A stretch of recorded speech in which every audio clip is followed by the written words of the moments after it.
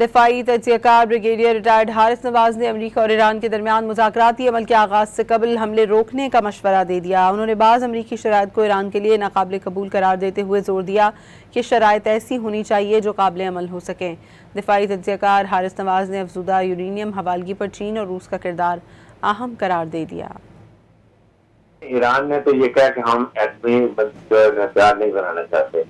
اس پہ ایران ابھی بھی قائم ہے، لیکن اگر وہ یہ کہیں گے کہ 0% یورینیم ریلیز کریں گے تو ایران اس پہ نہیں مانے گا، کیونکہ یہ ان کا ایک انٹرنیشنل اٹامک انرجی کمیشن کا رول ہے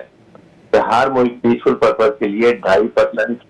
جو ہے وہ آپ یورینیم پہ ریلیز کر سکتے ہیں تاکہ وہ میڈیکل کے لیے اور انرجی ریسورسز کو استعمال کر سکے۔ یہ اس کا رائٹ ہے، اس رائٹ سے ڈینائی نہیں کرنا چاہیے، لیکن یہ کہ یہ یورینیم وہ امریکہ کو دے دیں، آئی ایم شیور کہ نہیں ہوگا، بلکہ اگر میکسیمم کبھی ہوتا ہے تو وہ چائنا یا رشیا کو دے سکتا ہے سیف کسٹڈی کے لیے، but they will never give it to American. تو وہ ڈیمانڈ امریکہ کو کرنی چاہیے جو کہ ایک ریزنیبل ہو اور جو ایکسیپٹیبل ہو۔ یہ پہلی بات ہونی چاہیے کہ دونوں ممالک کو یہ فیصلہ کرنا چاہیے پاکستان کے تھرو کہ جی جب تک ہم نیگوشیشن کر رہے ہیں ہم ایک دوسرے کے نہ انرجی پوائنٹس کے اوپر جائیں گے، نہ ڈیسلینیشن پوائنٹ پہ جائیں گے، اور نہ ہی کوئی اور انفراسٹرکچر پہ جائیں گے۔ ہم نے ایک دوسرے پہ بند کر دیں گے